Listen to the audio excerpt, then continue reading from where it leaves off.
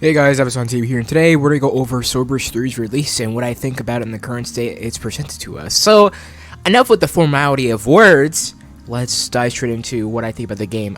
I will release like a proper review of this game eventually, but this is kind of like a placeholder video because like I really can't record anything like from a script because I'm like, I don't know, I'm physically dying on the inside.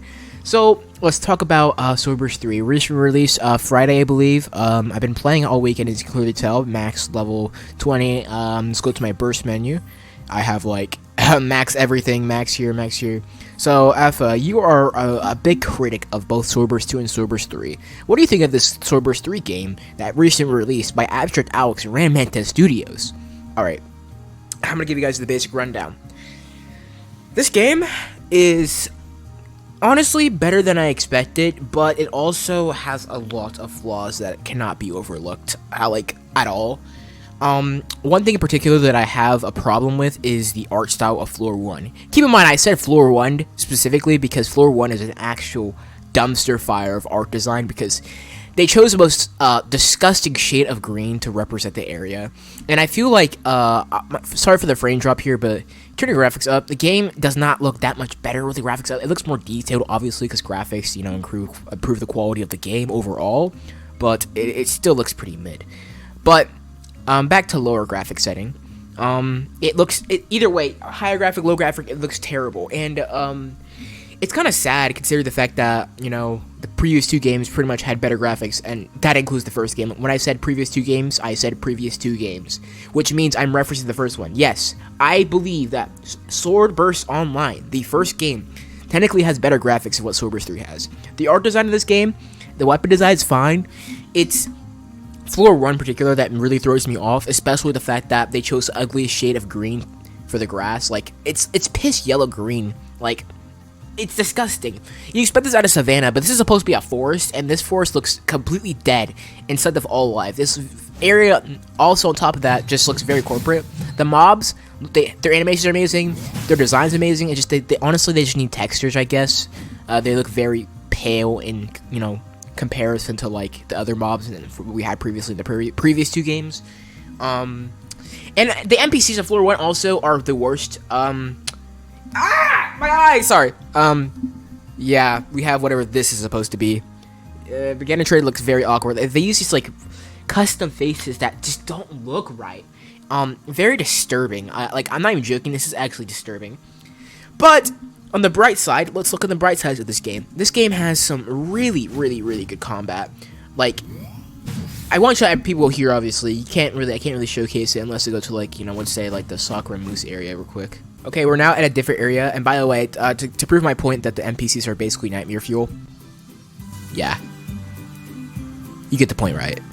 Alright, so now we're gonna talk about, what do you call the combat, and the combat is, I'm not gonna lie, the combat hard carries this game in its entirety. The combat is just like, it's so good. The animations obviously need work. I think a lot of things need work in this game. Obviously, it's an alpha. It's paid alpha. It's not finished. It's supposed to be like a test run to get feedback from the community, etc. But, oh my god, the combat is, like, amazing. Like, I play, like, rogue games, Rogue Lineage, Deep Oaken, and this combat is a perfect blend between complicated and skill-based, but also it's a blend between, okay, yeah, thank you very much, sir. As I was saying, it's a blend between both casual and competitive aspects, or complicated aspects. Yes, okay, moving on. So on to, like, the PvP and PvE. I need to actually find a moose that these people are not killing for some reason. I don't know why I can't get a single kill, because they're so bloodthirsty, my god. Let's just wait for a second and see what we can pick up from the remains of their hunt. Oh, there's a boost over there. Hold up. So on to the PvP. Oh, it's so satisfying to do shit like that. Aquamarine. Nice, I guess. I don't know why this guy's looking at me with he's very hostile. Oh yeah, dual wielding the thing. I totally forgot about that. This is a perfect segue to my next section. Dual wielding. Dual wielding is... Bro, why is dual wielding a thing? Remove it from the game. 800 Robux to just dual wield swords that we could previously... Like, we were able to dual wield for free in the past two games. I have no idea why they locked behind a paywall. It does more damage. It combo extends. It does a shit ton of damage. I don't know why people think that the developers really need money, because Abstract Alex is let's be honest here, he probably has way more money than we can comprehend. And the developing team, Red Manta Studios, also just works on World Zero, which is a cash cow. And this game, they didn't really have to add all these microtransactions. They could really just make the money from the game. People are willing to buy ore chests. In fact, people bought the game for 400 Robux, and they made a decent amount of Robux off of that alone. But you have to realize that, I'll tell you the developers, by the way. You have to realize that, I know we have money, but you don't have to drain us of our wallets, because focus. The more passionate you guys are about the game, the more money we're willing to spend about it. So yeah, that's all I have to say about it. Alright, so another thing I want to talk about is, how I said how the graphics of Floor 1 looks absolutely atrocious? We're actually going to go to a different area that is also in the game, besides Floor 1, and if you've heard me talk about this game in VC or anything, you probably know that I'm talking about the area where all the traders go, all the PvPers go, because it's like the main hub area of all the, players currently in paid alpha. I just eat away from that. We go over here and go to New Arcadia. So as my frames start to die down more than your wallet, take a look at this. I'm at like full graphics because my frames are dying like crazy. But yeah, this is New Arcadia, and if you thought this was a big contrast from Floor 1, then you are 100% correct. I'm not sure if these people these areas are made by the same person whatsoever, because one area looks actually astounding, and one area looks like a what happens if you give a depressed child crayon and building tools. Yeah, that's what Floor 1 looks like. So yeah, this area, the music, it's so soothing. A lot of people are dropping their items, and like you're able to trade, buy it off of them. By the way, if you're buying like the long swords for any type of 30k, 28k, you're dumb. It's so easy to get them. They're not even legendaries. Turn my graphics down in the meantime. Let's do that. How the NPCs of Floor 1 were extremely cursed. It's time to talk about the NPCs of this floor, because there's lore to this game, and there's actually a lot more to this game than you think there is. And yeah, let's just go over to a section. First off, let's talk to an NPC. I need to find an NPC for reference here. I mean, see, look at these guys. These guys look like normal people. They don't look like cursed, whatever those things were in Floor 1. I call them things because they don't look human, nor do they look like Robloxian.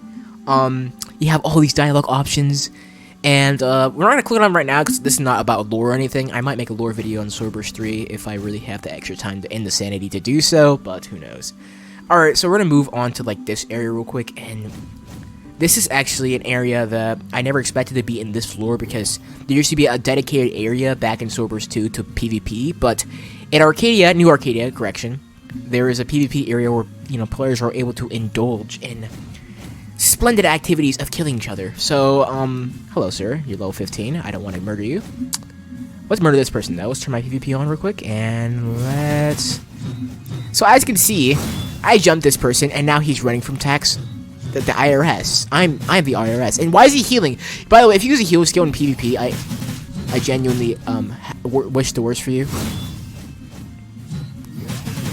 Okay, guys, moving on to the next section of this video, which is ending the video. Alright, guys, so if you enjoyed my very scuffed review of Swordburst 3, please comment, like, subscribe, turn on post notifications if you want to. Turn on, follow, like, and subscribe on my Twitter, in the link description. I don't actually have a Twitter. I don't use Twitter. Well, I never mind, take it back. I have a Twitter account. Whatever, you get the point. This is a video was made for them funnies and the memes, but I will come up with a more serious, review of the game soon. I just made this video out of fun because I really can't read scripts right now, because I'm more literate than a 5-year-old child who just had a car accident that got dark real fast.